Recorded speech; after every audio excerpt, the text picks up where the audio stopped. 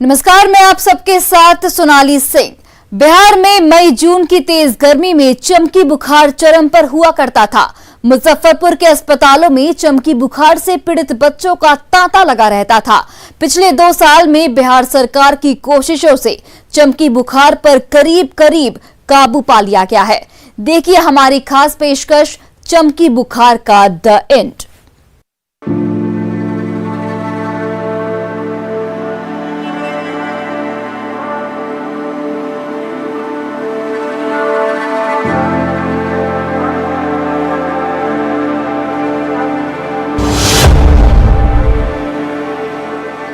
ये हंसता खिलखिलाता बचपन दुनिया की सबसे बड़ी अमानत है। हिंदुस्तान के ये भविष्य हैं, बिहार के कल हैं, जिस पर सालों से एक ऐसे बुखार का आतंक था जिसकी चपेट में आने से कई मासूम बच्चों को अपनी जान गंवानी पड़ी।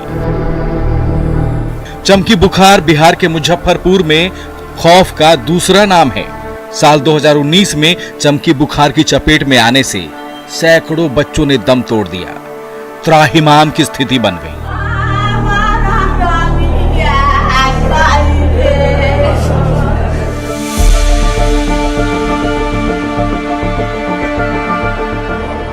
हालात बेकाबू से हो गए।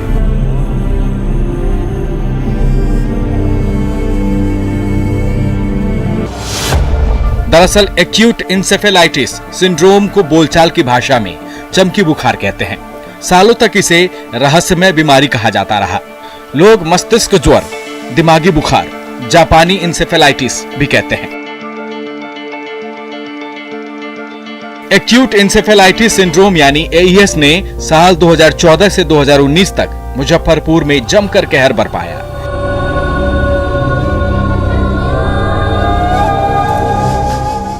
चमकी का संक्रमण जब फैलना शुरू करता तो वायरस को रोकना मुश्किल हो जाता, लेकिन बिहार सरकार और स्वास्थ्य महकमे ने ठान लिया था कि हर हाल में चमकी को हराना है, हर हाल में बिहार के कल को बचाना है। चमकी के द एंड का ब्लूप्रिंट तैयार किया गया और महज 2 साल में ही चमकी जैसे रहस्यमय बुखार पर ब्रेक लग गया।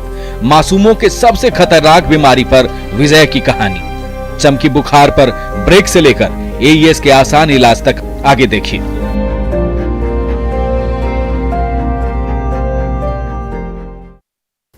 मुजफ्फरपुर के बच्चे चमकी बुखार के सबसे ज्यादा शिकार हुए। सरकार ने चमकी बुखार पर रोकथाम के लिए मुजफ्फरपुर में देश का सबसे आधुनिक अस्पताल पीआईसीयू का निर्माण कराया। आज पीआईसीयू अस्पताल चमकी को हराने में मील का पत्थर साबित हो रहा है। ये रिपोर्ट देखिए।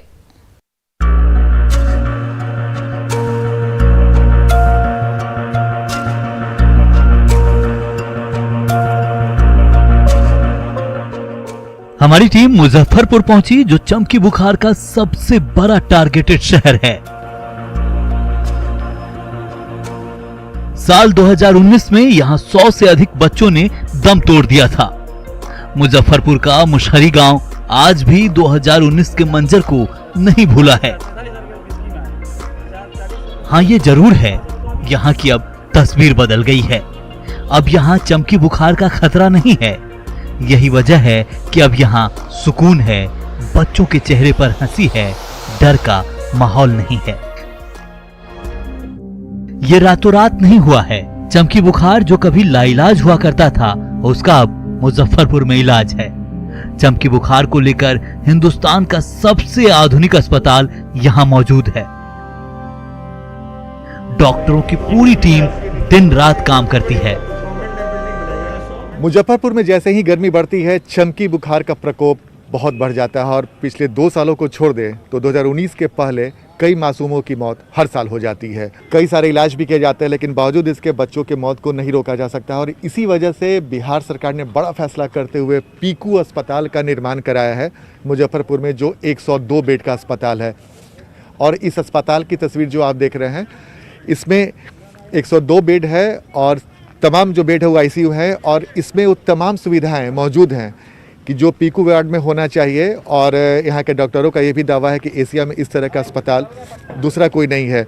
इस एक अस्पताल में वो तमाम सुविधाएं उपलब्ध हैं जो चमकी बुखार के जो मरीज जो बच्चे यहाँ पर आते हैं तो उन्हें वो तमाम सुविधा एक साथ मुहैया हो जाता है। जब यहाँ पर चमकी बुखार से पीड़ित बच्चे का इलाज शुरू होता है तो कई सारे टेस्ट होते हैं, कई सारी दवाई होती हैं, तो तमाम सुविधाएं जब एक साथ होता है तो कई बच्चों की जान बचाई जाती है।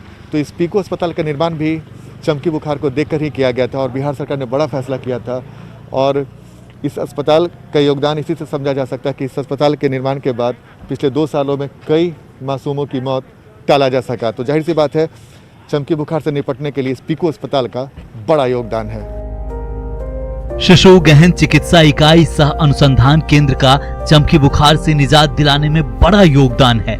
यहाँ की सुविधाएं किसी मल्टी सुपर स्पेशलिटी हॉस्पिटल से कम नहीं है। चमकी बुखार से मुजफ्फरपुर में हर साल कई मासूमों की मौत हो जाती थी। बिहार सरकार ने बड़ा फैसला करते हुए पीकू अस्पताल का निर्माण कराया 102 बेड का।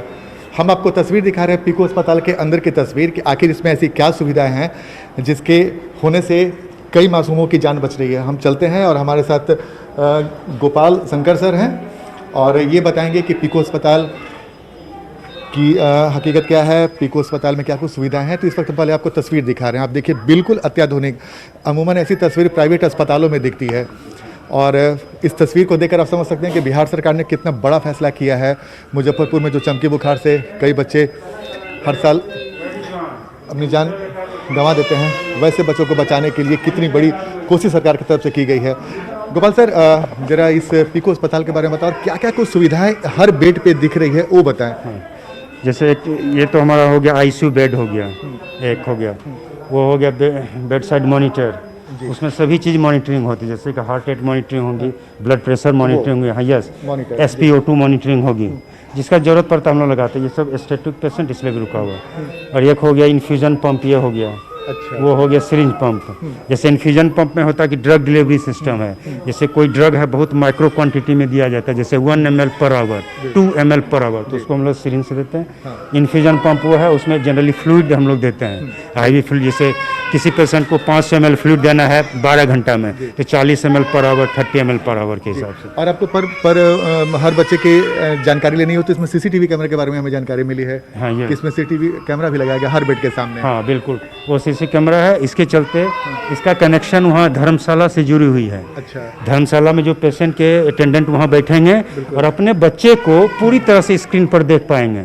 ये सिस्टम है, इसका धर्मशाला में कनेक्शन है, ताकि डॉक्टर कैसे इलाज कर रहे हैं, हमारे मरीज को ऑक्सीजन चल रहा है, हमारे मरीज को IV सेट लगाओ, मैंने एवरीथिंग्स जो है ना उस बच्चे को उसके माँ बाप देख सकेंगे। चूँकि PICU है, इसमें हम लोग अलाउ नहीं करते हैं अटेंडेंट को, तो चूँकि छोटे बच्चे का मामला इसलिए एक मदर को हम लोग अलाउ कर पाते हैं, लेकिन बाकी इसके जो दादा नानी हो, जो भी हो बड़े बड़े, वो वहाँ मॉनिटरिंग पर बैठ के देख सकते हैं मेरा बच्चा का क्या हाल है। ये टोटल जो पीकू अस्पताल 102 बेड का है। हाँ, टोटल 102 बेड। क्या क्या और क्या क्या सुविधाएं हैं बाकी अस्पतालों से, कैसे इस अस्पताल को अलग माने? एक तो काफ़ी स्पेशल आप देख रहे हैं, एक हॉल में 15 बेड हैं, इसलिए 6 हॉल है इसमें, प्रत्येक फ्लोर पर 2-2 है, 30 बेड 90, और नीचे हो गया ट्राइज में 10 बेड। CPAP मशीन है, बाइपैप मशीन है, जो आपको कोरोना वायरस में बहुत सारा यूज हुआ, वो सब इक्विप्ड है, यहाँ इक्विपमेंट की कोई कमी नहीं है। बिल्कुल। तो ये बच्चे को मैं दिखा रहा हूँ। बिल्कुल, ये बच्चे का बच्चा है, ये फॉर्चुनेटली लेकिन थोड़ी सी कुछ सिक्योरिटी इसको हो गई है। ये पेशेंट मोतिहारी डिस्ट्रिक्ट से आया हुआ था, वहाँ दिक्कत क्या होगी, 3 दिन वो मोतिहारी जिला में रहेगा, उसके बाद मेरे यहाँ 5वां दिन है, 1 दिन केजरीवाल, उसका 5वां दिन में इन्होंने हम लोग को बहुत मेहनत करके इसको बचाया, हमने बहुत खुशी है, लेकिन थोड़ी सी इसको सिक्योरिटी डेवलप कर रही है, जो फिजियोथेरेपी से बहुत सारे ठीक हो सकता है। संतुष्ट हैं इलाज से?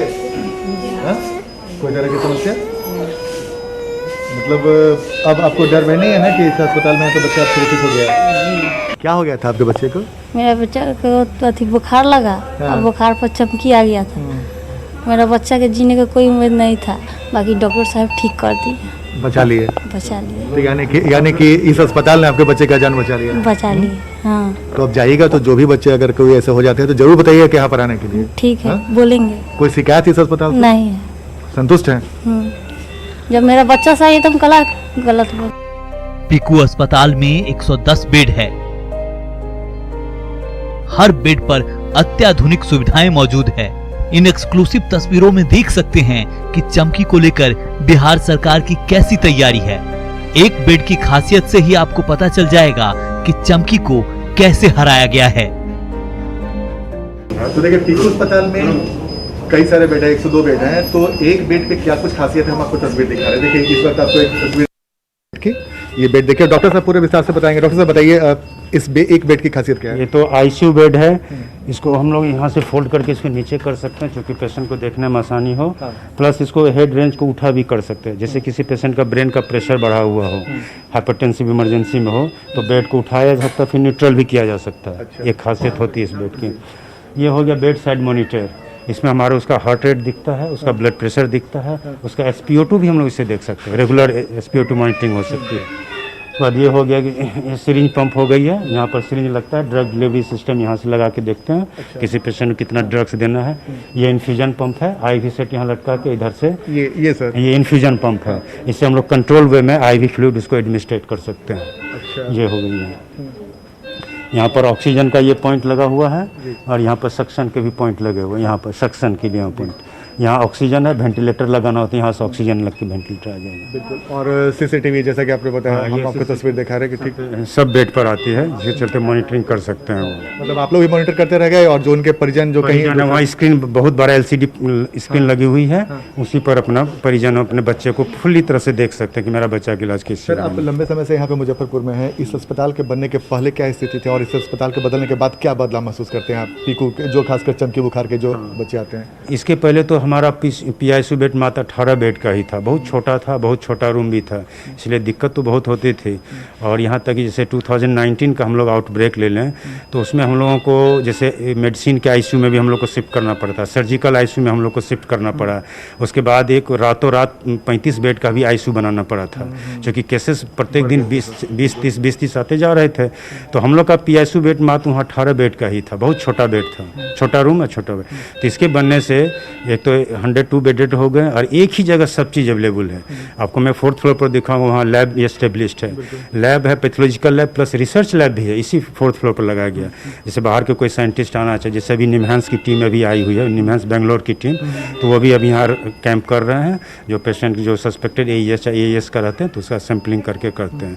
तो यहाँ पूरा इक्विप्ड है। हमने जानने की कोशिश की कि चमकी बुखार की रफ्तार कम होने की क्या वजह हो सकती है।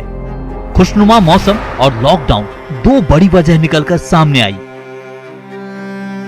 पिछले 2 सालों से आपने देखा होगा कि मरीजों की संख्या कम हो गई, तो वजह आपको क्या लगता है? एक तो ट्रीटमेंट में जैसे हम लोग को SOP प्रोटोकॉल के अनुसार ट्रीटमेंट करते हैं, treatment day by day enhance भी होता जा रहा है, और प्लस पीकू बनने से उससे भी फ़ायदा हुआ है। प्लस 2 साल से मैं बताया ना आपको कि चूँकि हीट एंड ह्यूमिडिटी बहुत कम पड़ी है, वेदर बहुत अच्छा रहा है 2 साल में, फिलहाल 2020 में 2021 में। ये इनडायरेक्टली आप कह सकते हैं ड्यू टू कोरोना, हो सकता है कि वेदर कंडीशन ठीक हो गया हो, पोल्यूशन कम हो गया, इसलिए हाँ। अच्छा, लॉकडाउन की वजह से परिवजन लोग बच्चे पर ज़्यादा ध्यान दे पाते हैं, क्योंकि ये गर्मी से रिलेटेड है, इसलिए हम लोग ने प्रचार प्रसार में कहते हैं कि बच्चे को धूप में ना खेलने दो, बच्चे के ऊपर नज़र रखो, दिन भर बाहर मत रखो, उसको रेगुलर इंटरवल पर खाना और पानी लिक्विड डाइट देते रहो, जैसे ORS का घोल पिलाओ, नींबू पानी, चाहे नारियल पानी, कुछ देते रहो, और इवनिंग में खासकर रात में उसको खाना खिला के सुलाना है। तो ये सब तो जागरूकता फैलाया जा रहा है। हाँ, ये सर, एक जो भ्रांति है फैली हुई है लीची को लेके, क्या ऐसा कुछ है क्या? नहीं, लीची तो अब लीची से कोई रिलेशन नहीं इसका, इसमें रिसर्च में बाद में प्रूव भी हुआ है कि लीची से कोई लेन देन है, क्योंकि आप देखेंगे कि यहाँ 3-4 जो मैसिव आउटब्रेक हुए हैं वो 2nd वीक जून से स्टार्ट हुए हैं, जबकि लीची 2nd वीक जून से ही ख़त्म हो जाती है, और उसके बहुत सारे बायोकेमिकल पैरामीटर फील नहीं कर पाते हैं। क्योंकि लीची में सिर्फ हाइपोग्लाइसीमिया होता है, उसका ट्रीटमेंट बहुत ईजी है, लेकिन यहाँ पर सिर्फ हाइपोग्लाइसीमिया ही नहीं है, उसके साथ साथ there are lots of electrolyte imbalance भी, जैसे सोडियम पोटासियम का इम्बैलेंस होता है, किसी पेशेंट का CP के एक मसल एंजाइम होता है। साल 2019 में चमकी बुखार को लेकर लीची बहुत बदनाम हुआ। हालांकि अब ये साबित हो गया है कि लीची का चमकी से कोई लेना देना नहीं है। जो भ्रांति है फैली हुई है लीची को लेके, क्या ऐसा कुछ है क्या? नहीं, लीची तो अब लीची से कोई रिलेशन नहीं इसका, इसमें रिसर्च में बाद में प्रूव भी हुआ है कि लीची से कोई लेना देना है। चमकी बुखार के द एंड में पीकू अस्पताल मील का पत्थर साबित हो रहा है। आगे हम उस गांव का रियलिटी चेक करेंगे जहां चमकी ने कहर ढाया था कि हर बेड पर एक माँ अपने बच्चे के साथ, जो भी बच्चा बीमार है उसका इलाज हो रहा है, और यही व्यवस्था है, और बिल्कुल साफ सुथरा। अमूमन ऐसी तस्वीर प्राइवेट अस्पतालों में देखने को मिलती है, लेकिन आज ये तस्वीर सरकारी अस्पताल की, पीकू अस्पताल की, और इस अस्पताल की वजह से कई मासूम की ज़िंदगी बच गई, तो ये बिहार सरकार के एक बड़ा अचीवमेंट है। और डॉक्टर साहब भी मानते हैं कि 2 साल पहले तो परिस्थितियाँ कुछ और थी, 2 साल बाद जब ये अस्पताल का निर्माण हुआ तो परिस्थितियाँ काफ़ी बदल गई हैं। कैमरामैन सुबोध के साथ आनंद अमृतराज, न्यूज़ 18 नेटवर्क, मुजफ्फरपुर। मुजफ्फरपुर के चमकी प्रभावित गांव में अब चमकी बुखार का खौफ नहीं है। कोरोना काल में जागरूकता बढ़ी है, लोग साफ सफाई से रहने लगे हैं, अपने बच्चों का भी खास ख्याल रख रहे हैं और यही वजह है कि चमकी बुखार का यहां द एंड हो गया। ये रिपोर्ट देखिए।